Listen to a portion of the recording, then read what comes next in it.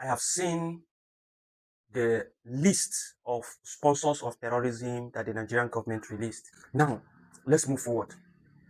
General T.Y. Danjuma, who was one-time Chief of Army Staff and one-time Minister of Defense, said that the Nigerian military is non-neutral, that they collude with the armed bandits. They facilitate their movement and provide services to them. When he says they collude, that they are not neutral, it means something, that they are in support of some group and they are not in support of some group. That means that they are not neutral. Going forward, Commodore Olawumi, Kunle Olawumi, came on, was it Arise or Channels Television? I think it was Channels. He came on Channels and stated clearly that the Nigerian DSS has information of all the sponsors of terrorism. They have the information. And that some political leaders, governors, people in Aso Rock are part of these sponsors of terrorism in this country. He mentioned that some governors and some, strong political leaders in Aso Rock, in the government of Buhari, it was very clear that they are in government. They are sponsors of terrorism. The list you have seen, have you seen any notable name? In fact, this is the video of the general. Because the job we need to do is kinetics, fight, destroy places, resolve issues. But we cannot resolve issues of sponsors of Boko Haram that were in Buhari's government, that we know them. When you say we, who? I was in the military intelligence, and the defense headquarters staff that I work with, they know. And that was why we couldn't pursue that aspect that could have resolved that problem. Because you need to arrest people. And recently, 400 people were gathered as sponsors of Boko Haram. Why is it that Buhari government has refused to try them?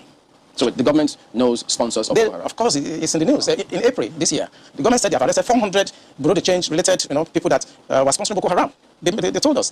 And also help us to arrest few Nigerians. Try them. We know them.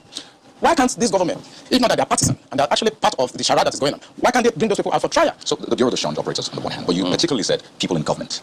Are those part of the Bureau de Change, or those people that you say are in government are still there, government is aware, and government is condoning them? The people I mentioned that are in government are not these ones they just arrested. You remember this Boko Haram issue started since 2012. Yeah. And I was in the military intelligence that time. We arrested those people.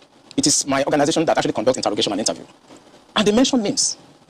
I mean, I can't come on the air and start mentioning names of people that are presently in government that I know. Presently in government. That the boys that we arrested mentioned. Some of them are governors now. Some of them are in the Senate. Some of them are in Aso Rock. Why should a government try to cause this kind of embarrassment and insecurity to the sense of what happened yesterday? And the solution I gave them in 2017, because when I identified the center of gravity for general shocking, and they couldn't pursue it, because some of them were ministers.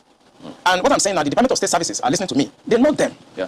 So the solution I gave them was that if we can pursue the policy strategic level, because the people that we need to talk to are also going to be difficult to deal with. I said what they should do now is to conduct two things. We should buy blimps. The blimps are not UAVs. They are not drones. Blimps are equipments that can fly up to 10,000 feet, 30,000 feet, static if you want, mobile if you want, and they carry a lot of payload. We saw them in Afghanistan. We saw them in Kenya. This will be something that can give us real-time intelligence. And we can know where these bandits or terrorists, where they emanate from, and when they finish operations that they've done, where they go back to. Okay. Well, they did not buy this equipment up to. Okay, you said quite a number of things. Let's speak about some of them and see if we could make some, if you could shed some further light on some of them.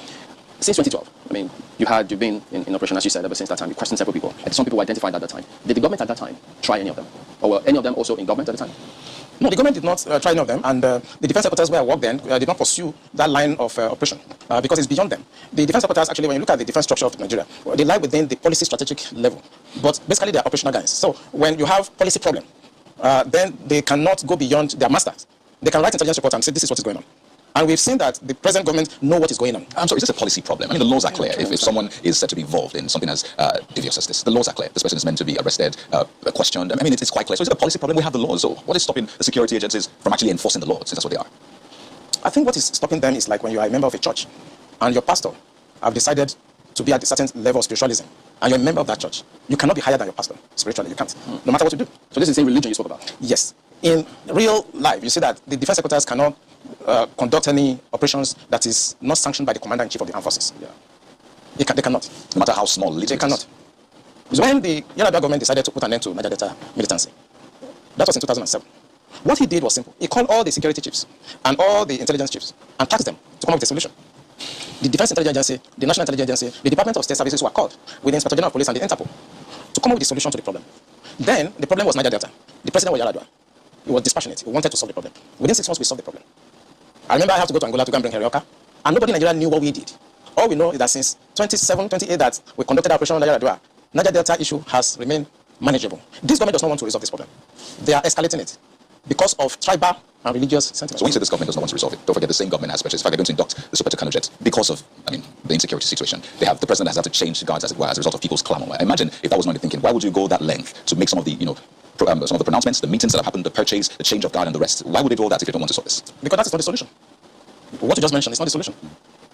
When you have a problem at policy level, strategic level, operational level, when you have a problem, what you need to do is identify the center of gravity of that problem and attack it. That's what you do. What they are doing is not attacking the center of gravity of the problem of Boko Haram and insurgency. So if the president is buying Super Tucano, is changing service chiefs, that is not the solution. We are looking at the wrong side. It's not kinetic. It's politics. Are you ruling out kinetic altogether? I can't rule out kinetic because it's a spectrum. It's a spectrum, so you can't rule out something. But the center of gravity is what they should look at. And what is it? I'm saying it on this channel. It is the sponsor of Boko Haram and bandits. Speaking about the sponsors, when you say the DSS, and they could be listening to you, but so they profile, part of their responsibility is to profile all of these persons before they either vie for elections or before, they are nominated for any of these positions. Doesn't that happen? Don't they get intel and say, look, this and this is what we found, and then we don't think that they should proceed further? Doesn't that happen? It does. When I worked with the DSS in 2007, because when they approved the operational order that we did, we now have to work together as a team. He actually forced all of us to sit down together and work together. I was surprised at the tremendous amount of information had by DSS. I was shocked. We in DI, I was in Defense Intelligence Agency, and when they were forced to bring out the files, I was shocked. They have so much information at DSS present that I'm talking about what I'm talking about. They have. But you see, if a fish is going to get spoiled, it's going to start getting spoiled from the head. The DSS will not do anything except the Commander-in-Chief's body language shows that this is the direction I want to go. That is where the problem is. The DSS has tremendous information. By the time 2023 is here and somebody take over and wants to undo some of this evil that I've seen in this country, you'll be surprised names that the DSS will bring out. They have the information. There's nothing I'm going to say here that they don't have. The defense headquarters have the solution for the kinetic aspect. They do. I'm not going to come here to advise them. I work with them and they're still there. The chief of naval staff was in the intelligence with me. We were together in Defense Intelligence Agency. That's Vice Admiral Gambo. I know these people are good. They know what to do. It's not that they have problems. It has to do with politics. The sponsors. People that feel that this country should be Islamized. Assuming, but not. So have you seen any notable name in that list? Have you seen any notable political leader in that list? Is there a reason? Is there a reason why things are like this? This general, retired, Kunle Olawumi, he said something that when the head is rotten, the whole body is rotten. He went further to say the body language of those in charge does not permit those who are working to do the necessary thing, to do their work. So from the statement, what do you think is happening? Do you think this government can be trusted? Do you think the information they are releasing to you is the right information that needs to be released to you?